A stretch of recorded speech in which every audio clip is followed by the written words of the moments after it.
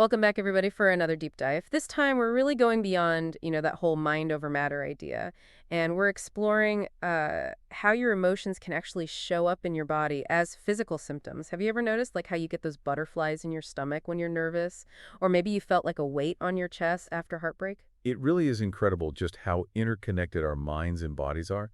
We'll be exploring excerpts from an article titled The Mind-Body Connection, How Emotional Pain Manifests Physically. And it actually goes into the science behind those exact experiences you just described. So it's not just, a figure of speech. This heavy heart feeling is actually like a real thing happening in my chest. Exactly.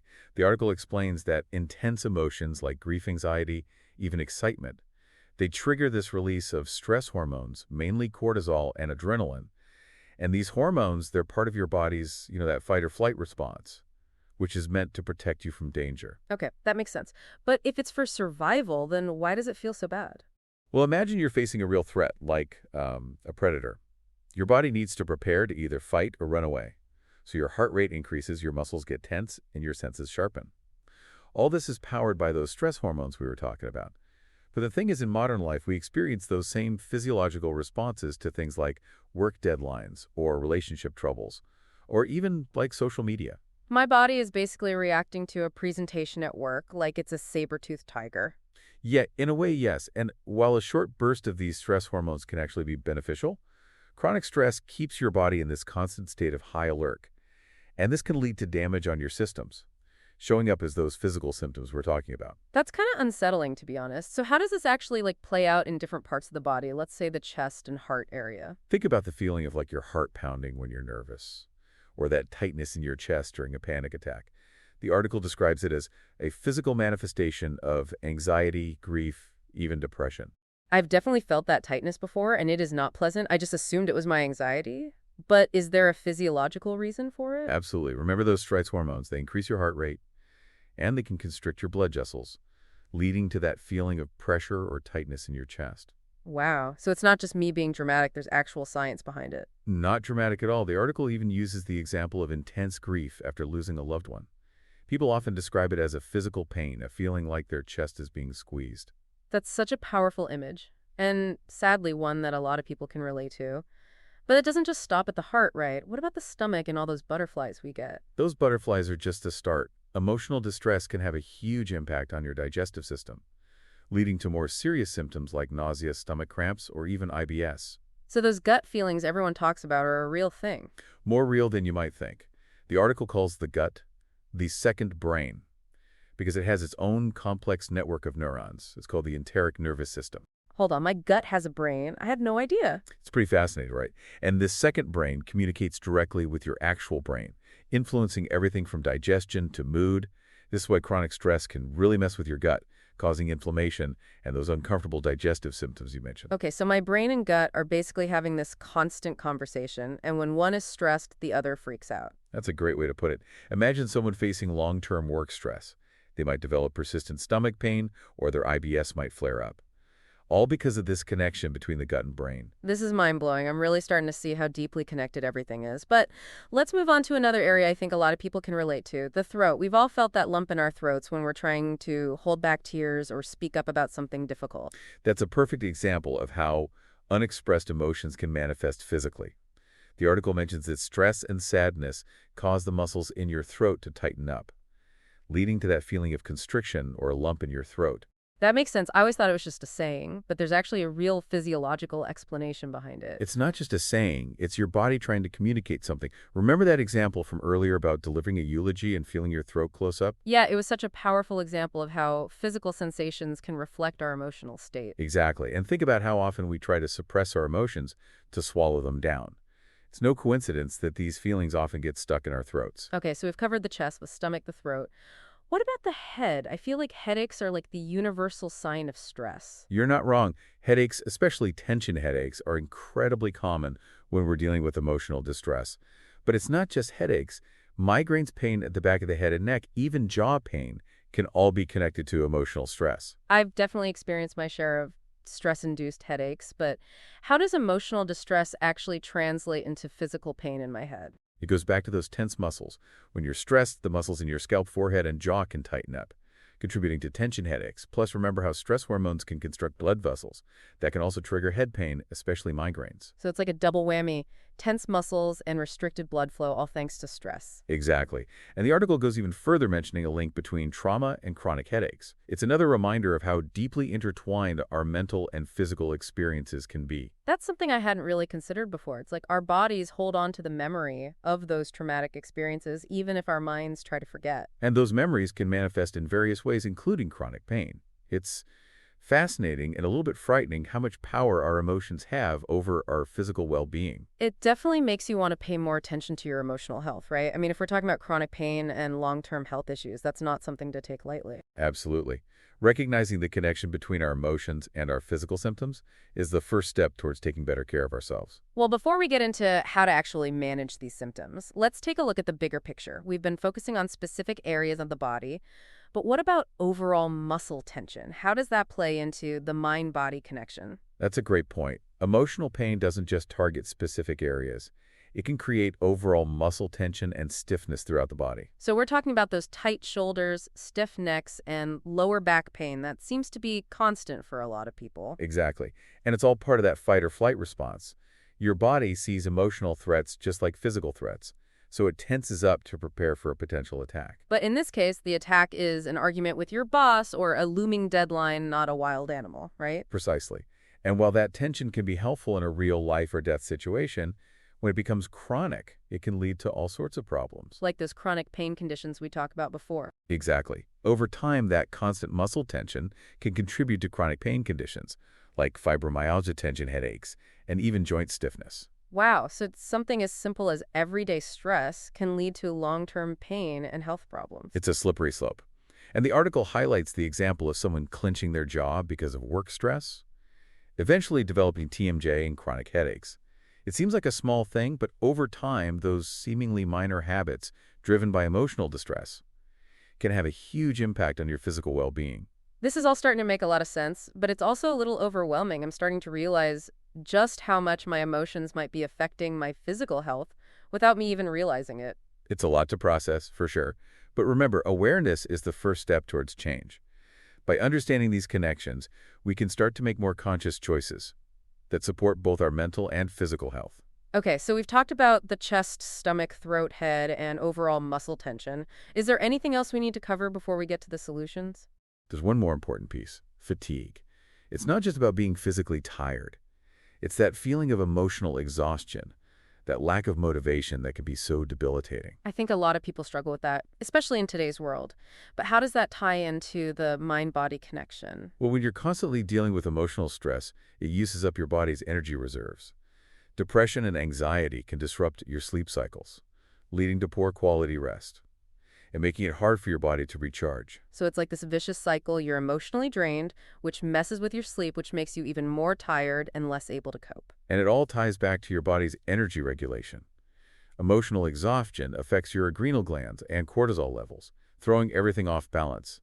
The article uses the example of someone going through a divorce and either sleeping way too much or finding it really hard to get out of bed. It highlights how emotional pain can show up as a lack of energy and motivation, making everyday tasks feel overwhelming. This is all starting to paint a clear picture. Emotional pain isn't just in our heads, it truly lives in our bodies. But before we spiral into despair, I think it's time we switch gears and talk about what we can do to manage these physical symptoms of emotional pain. Absolutely. Recognizing the problem is essential, but understanding the solutions is where we can empower ourselves to take control of our well-being. So we covered a lot of ground here, and it's clear that emotional pain can show up physically in so many different ways. But the big question is, what can we actually do about it? Well, the good news is, recognizing this mind-body connection is a huge step in the right direction. The article actually highlights a whole bunch of different strategies for managing these physical symptoms, and it really comes down to what works best for you. That makes sense. We're all different, so there's no one-size-fits-all solution, right? Exactly. But there are some things that are common to a lot of the strategies. The article talks a lot about regulating your nervous system, which gets thrown off when you're dealing with chronic stress. Okay, so how do we do that? Is it as simple as just telling myself to calm down?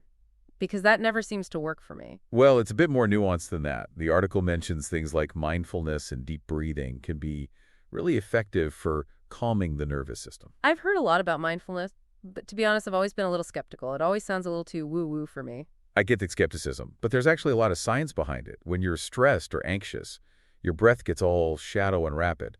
But by consciously slowing down your breathing and focusing on the present moment, you're signaling to your body that it's safe to relax. So it's not just about emptying my mind and chanting. There's an actual physical effect happening. Exactly. And that's where physical movement comes in too.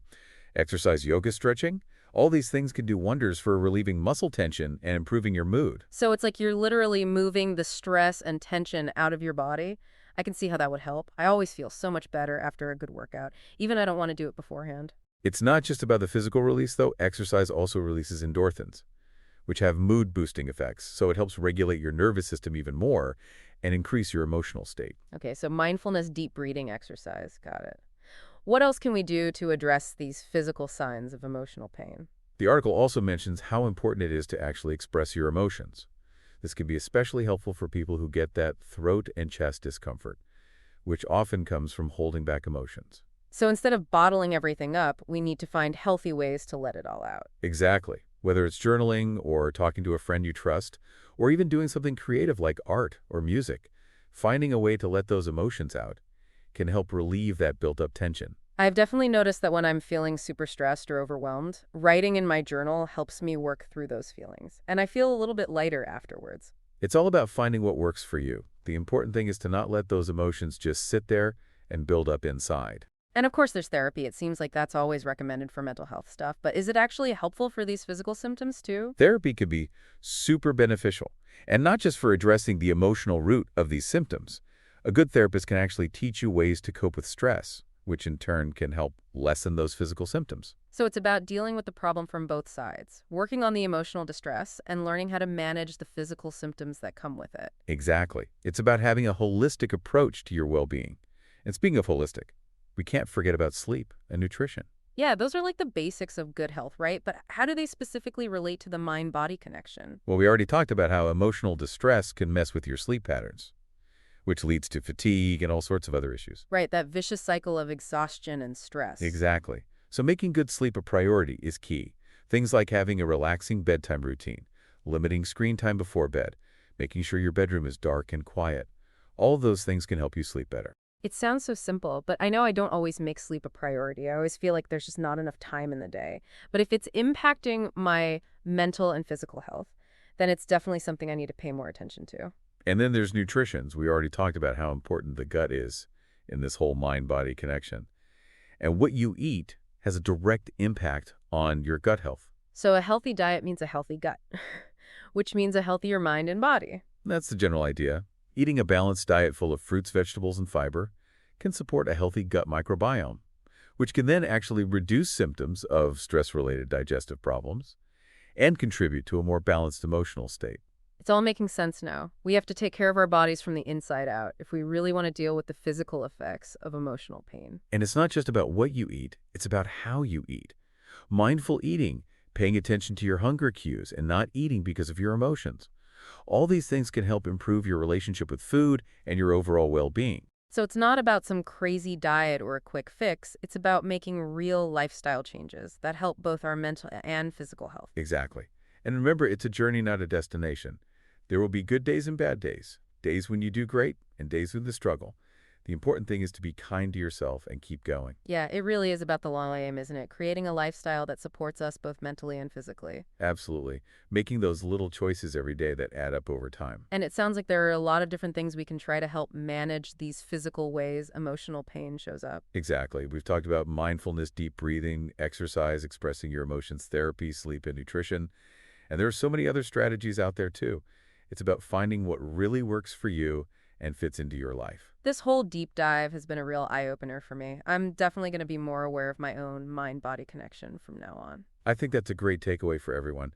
The more we understand about this connection, the better choices we can make to support our well-being. So to wrap things up, what's the most important thing you hope listeners will get from this episode? I think the biggest thing to remember is that emotional pain is real. And it can manifest in very real physical ways. It's not about ignoring those feelings, it's about understanding how they impact us physically. So by recognizing this connection, we're better equipped to manage both our mental and physical health. Exactly. It's about taking charge of our well-being, not just waiting for symptoms to pop up and then reacting. And it all starts with paying attention to our bodies, listening to what they're trying to tell us. Absolutely. What kinds of physical sensations do you notice when you're stressed or feeling down? Maybe it's that tightness in your chest or a knot in your stomach, or those tension headaches that just won't go away. Yeah, those are definitely some common ones. But even subtle aches and pains, changes in sleep or digestion, those can all be signs that something's not quite right. Exactly. And those signals aren't the enemy. They're actually trying to help us, to guide us towards healing and well-being. So instead of ignoring them or pushing them down, we need to listen to them and understand them and use that knowledge to make positive And changes. remember all those tools and strategies we've talked about.